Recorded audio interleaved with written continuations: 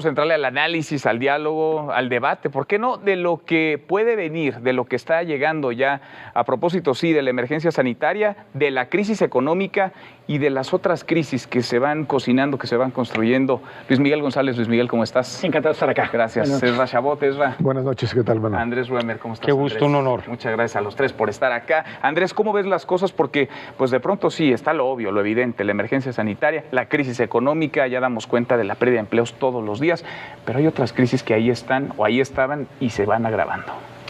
Bueno, para explicar, yo creo, hacia dónde vamos, tenemos que entender de dónde venimos. Y cuando tú, por ejemplo, tienes un problema económico como la crisis financiera del 2008, o es más, aún la del 29, que son por cambios estructurales de malos manejos de finanzas públicas o por malos cálculos, es una cosa muy distinta a cuando tienes un shock de oferta, es decir, tienes un terremoto, se acaba con la producción y tienes que volver a empezar de cero. O cuando hay una guerra mundial, que puede suceder lo mismo. Pero aquí lo increíble es que nos hemos autoimpuesto un problema económico. Nos hemos autoimpuesto un problema económico porque no hemos hecho un buen diagnóstico de la política de salud. Y el mundo entero, digamos, caminó para... La mayor parte del mundo entero, porque tienes diferentes matices entre Taiwán, Singapur, Corea, etcétera. Pero lo que te puedo compartir es que cuando tú tienes un virus que, por ejemplo, ataca de manera distinta al joven que al viejo, a una zona con densidad de población que una donde no hay contagio o punto de contagio, cuando trata distinto realmente a la gente que tiene un problema inmunológico o que tiene obesidad o que tiene un problema de diabetes, y cierras la economía pareja para todo el mundo y no permites los que no se encuentren en ese riesgo, cuya probabilidad es bajísima, le cierres también las oportunidades de seguir en la vida económica, nos dimos un balazo empiezas a generar un crisis muy fuerte. ¿Nos dimos un balazo en el pie como sociedad? Yo creo que sí. ¿Sí? A ver, Ezra, ¿cómo la ves? Es que yo creo que es muy complicado hacer eso, poder armar un esquema en donde por un lado cierres a unos y les permitas a otros moverse libremente, no te es fácil, menos en una crisis donde obviamente lo que se hizo fue básicamente empezar pues a tratar de ver cómo se hacía de la noche a la mañana, con una enorme especulación sobre cómo manejar la propia crisis. Y creo que en ese sentido, bueno, pues ya estamos ahí adentro y la parte fundamental es cómo salimos. Y creo que aquí el problema es pues pasar la época o el momento del mayor contagio, que habría que ubicarlo con más pruebas, por supuesto, y mayores... Sí, porque nos dicen que es ahora, pero no saben ni de qué se trata, pero bueno, no importa. El problema real es, tienes que identificar en dónde estás, qué incidencia real de contagio tienes, y empezar a abrir paulatinamente para que el hambre no te gane, porque estás aquí en una lucha entre la posibilidad real de que finalmente haya un contagio masivo y esto termine generando muertes que no pueden ser aceptables, y que la gente se te muera de hambre porque no eches a andar la economía en un momento adecuado, y ese es el gran riesgo que se corre. A ver, son cientos de miles las empresas que pueden cerrar, son millones de personas que pueden perder su empleo, son millones de personas que pueden ir de la pobreza a la pobreza extrema o que no están en pobreza y caer en condición de pobreza. Luis Miguel, ¿eso qué podría traer? ¿Qué podría generar en el país? Bueno, lo primero que es obvio es una crisis como no hemos conocido cuando vemos las personas que estamos en este momento vivos. La referencia estadística es 1932. O sea, nos tenemos que ir literalmente por la nave del tiempo, 1994, 2009, y brincar hasta 1932, que es cuando se vivió en México los efectos de la gran recesión del 29. En 1932 la economía cayó 14%. ¿Por qué no sabemos de qué se trata esto? En primer lugar, porque no hemos vivido nada como lo que estamos hablando. Una cosa que los economistas no reconocen, los propios modelos econométricos no están diseñados para un cambio tan brutal de expectativas. Un modelo econométrico típico mide pequeñas variaciones. Estos cálculos de si la economía va a caer 24, 30, 14, lo único que te dicen es no hay una herramienta para medir un cambio tan abrupto de expectativas. ¿Qué es lo que nos va a traer? Yo diría, para mí son dos cosas. Lo primero es va a poner a prueba la economía como la conocemos, las instituciones, y en eso me refiero a sistema financiero, cadenas de proveeduría, funcionamiento de ecosistemas que hasta ahorita estaban muy bien conjuntados. A mí me preocupa muchísimo el sector turismo. Eso por un lado dices, y por el otro, ¿qué podría traer? Normalmente el paso de una crisis económica a una crisis social es casi automático. A ver, porque si de pronto hablamos pues, de estos temas que son obvios y así se miden y así se calculan, a ver, el PIB y la caída económica y la macroeconomía, y esto ya no volverá a ser igual, pero en el día a día la gente hoy está viéndose las negras para poder salir primero a trabajar, para poder llevar dinero a la mesa. ¿Qué sigue después de eso? ¿Qué sigue cuando ya no hay dinero sobre la mesa? ¿Qué sigue cuando hay desempleo? Ahí vas a tener una protesta social inmediata en donde estás apostando básicamente a todavía los mecanismos políticos de contención. Lo que los economistas puedan manejar o dilucidar de hasta dónde la economía puede revivir en un momento u otro, está otra vez enfrentada a esto que te decía en un primer momento, que era esta necesidad inmediata de satisfacer lo básico. Y lo básico es alimentación y salud. Y estás metido en eso. Mientras tú no tengas esa capacidad como Estado o como sociedad de brindarle salud y básicamente alimentación que le permitan sobrevivir, no puedes pasar al siguiente nivel. Y en ese sentido, esta llegada o esta salida de la crisis y llegada directamente al mercado laboral tiene que ir acompañada de eso, de una recuperación relativamente integral, porque de lo contrario, si tú llegas a alguien y le das un trabajo con el cual además ni siquiera se puede mantener, o no tiene capacidad de llevar el alimento a la casa, o no puede pagar la renta, o ya lo sacaron y no puede regresar, necesitas forzosamente establecer una estrategia de conjunto. De lo contrario, el tema social te va a rebasar y lo vas a tener en las calles. Andrés.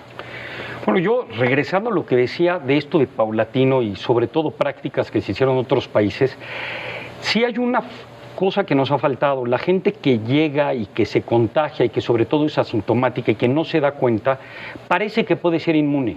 Al final de cuentas, ¿cuánto tiempo puede durar este problema? Porque ahorita yo puedo abrir la economía A y B, los consumidores no tienen confianza. Es decir, no van a ir a las tiendas, no van a ir a los restaurantes, no van a ir al cine. Vamos a suponer que algunos lo tengan, pero de todos modos hay un pánico que todavía tenemos que trabajar con él y entender lo que está pasando de manera global, porque si no, esto no se va a resolver. Entonces yo sí creo, como aquí se dice, que hay que tener una política paulatina, pero inteligente, que tiene que ver con la política de salud, porque están correlacionadas. Por supuesto, por lo que veo ante tu pregunta y conociéndote un poco, quieres llegar a que va a haber crimen, delincuencia y puede haber hasta muerte. No lo dudo, ¿y sí? Pero también depende la respuesta de la política pública. Si tú tienes una manera de apoyar, de subsidiar, de alentar, de estimular, de trabajar en conjunto con la sociedad. No somos Estados Unidos, no somos Alemania, no podemos hacer transferencias directas, la economía informal es muy seria. Sin embargo, sí hay mecanismos para empezar a revivir esto. Y a largo plazo, bueno, y esto ustedes lo saben mejor, de esto va a depender que esto sea una B y salgamos inmediatos, una U o una L, que nos quedemos así. Pero mientras antes empecemos, como aquí se ha dicho, paulatina y estratégicamente a entender lo de la inmunidad, a sacar a la gente y a reactivar la confianza para que el consumidor siga comprando, si no vamos a seguir perdidos y cada día que pasa es peor. Bueno, cada día que pasa se pierden miles de empleos. Para mí es junto con el papel del gobierno, tenemos que discutir cuál es el papel de las empresas, de la sociedad, de los hogares. Creo que en esta inminente reapertura de sectores relacionados con el TEMEC, automotriz, electrónica, hay protocolos muy serios de cómo debería operar una empresa, de lo que debería hacer y de lo que no debería hacer. Me refiero, los protocolos tienen que ir desde cómo se traslada un trabajador de su casa al trabajo y de regreso, cómo se establecen los lugares para trabajar en una fábrica, cuánto espacio tiene que haber, cómo se organizan los turnos para que la gente no se aglutine o se aglomere en un momento del día. Pero eso pasaría porque el gobierno le diera la libertad a las empresas de tomar esas decisiones y a los trabajadores, por tanto, también. ¿O no? Tener que ser una política dictada desde el gobierno. Es que yo creo que son todas las cosas.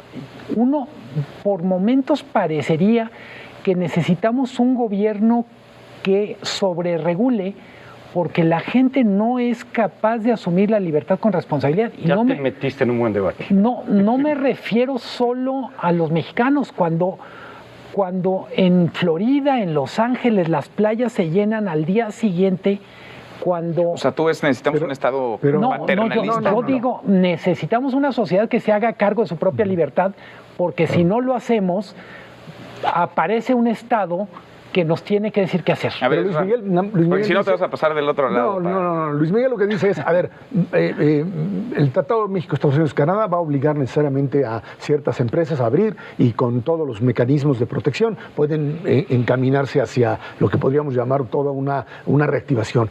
El resto de las empresas van a decir, yo también le entro, ¿por qué yo no? ¿Por qué nada más una parte de la economía se va a abrir y por qué yo no lo hago? Y entonces van a abrir y pueden mandarle los inspectores que quieras y lo que tú quieras. Sí, cuando abra el sector automotriz dirán otros van a empezar a aprender los demás. Y ahí hay que buscar, lo que decía Luis Miguel, mecanismos como los que estamos viendo en otros lugares, en donde, bueno, pues el cubrebocas es el cubrebocas y sí funciona, y la sanitización y lo que tú quieras. Unas cosas que son como parabrisas. Bueno, en las escuelas ya. Pero eso tiene que ver con política de gobierno, es cierto, con política de empresa y con un cambio que te obliga, hasta en tanto no tengamos o una vacuna que te diga, bueno, ya te salvó, o medicamentos que, como pasó con el de la influenza, te dan tu Tamiflu y se acabó el problema. Mientras no lo tengas, vas a tener que transformar totalmente la forma. A ver, Andrés, te encantó la provocación que tenga el tema del sistema inmunológico, si es que se llega a probar. Sí, que realmente está a prueba, pero hay mucho optimismo al respecto. Ahora, se necesita orden y estrategia, es un hecho. Ahora, y responsabilidad, Manuel. Y responsabilidad, las tenemos, esos ingredientes están hoy. Pues es que yo creo, los necesitamos. Que depende del contexto cultural. Por un lado, creo que estamos demasiados adversos al riesgo. Es decir, al estar demasiado adverso al riesgo, no solamente no te cubres, no solamente no das la mano, no solamente tomas la sana distancia, sino que te encierras, sino que tienes una disonancia cognitiva de que el problema es más grave de lo que es. Y esta gente hay que hacerla más amante del riesgo, por un lado. Porque si no, la economía no se va a reactivar y tienes que entender que aquí el problema de entender simplemente números es poco atractivo al ser humano. ¿Sí? Es decir, no nos atrae pensar así y decimos, a mi vecino se murió, ya cualquiera se puede morir y empezamos con los problemas. Cuando entiendes bien que la gente después de determinada edad es mucho más probable que le pase, que a determinar, etcétera, etcétera, etcétera, lo que hemos platicado, tú debes de empezar a tener un poco más de confianza y menos adverso al riesgo.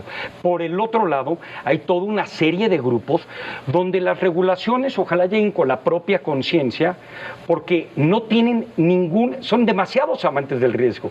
Y allí es donde las regulaciones, por ejemplo, Taiwán no puso las cosas a fuerza, puso legislaciones. La gente cumplió, pero hizo algo muy interesante. Si faltas, te pueden cobrar $7,000 por no tener un cubrebocas. Casi nunca te atrapan, pero si te llegan a atrapar, el costo esperado es altísimo. Oye, y hay un respeto a la ley que no se da en nuestro país. A ver, aquí ya empiezan a haber esfuerzos. Platicamos con el alcalde de Monterrey, por ejemplo. Adrián de la Garza dice, a ver, aquí el 14 de mayo vamos a empezar a salir a las calles de manera ordenada. No todos al mismo tiempo, no todas las industrias al mismo tiempo, no todos los restaurantes a su máxima capacidad. Es decir, sí puede haber un orden, sí puede haber una estrategia, que no es el todo o nada. A mí me gusta la provocación que lanza Andrés en este sentido. Pasamos de ningunearlo a volverlo una especie de, pues literalmente, a la cosa más peligrosa que ha aparecido jamás en la historia. Nos fuimos de un extremo al otro y paulatinamente tendremos que ponerlo en una proporción necesariamente más normal. Sí, verlo con perspectiva. Para eso vamos a necesitar primero ver casos de éxito en el mundo. También creo que una parte que nos está pasando en el debate mexicano es como si no pudiéramos digerir con cierta normalidad los aprendizajes de las buenas prácticas en otros lados. Obviamente no podemos hacer lo que hace Alemania porque no somos alemanes, pero podemos hacer buenas cosas que hicieron en Costa Rica, por ejemplo. Y en Alemania. Sí. No todas, pero las tropicalizaremos. Pero mi punto es, creo que primero tenemos que encontrar una especie de justo medio. Insisto, parte del pánico de ahora es la respuesta o la consecuencia de haber sido tan bobos, tan optimistas en un primer momento. Cuando ganamos tiempo, cuando creíamos que solo era de los chinos. No, y que el calor iba a acabar con el coronavirus. Mientras tú tengas llenos los hospitales de gente que que tiene que recibir un respirador para poder vivir, no puedes reducir rápidamente esta idea de que hay que entrar en un sistema de moderación.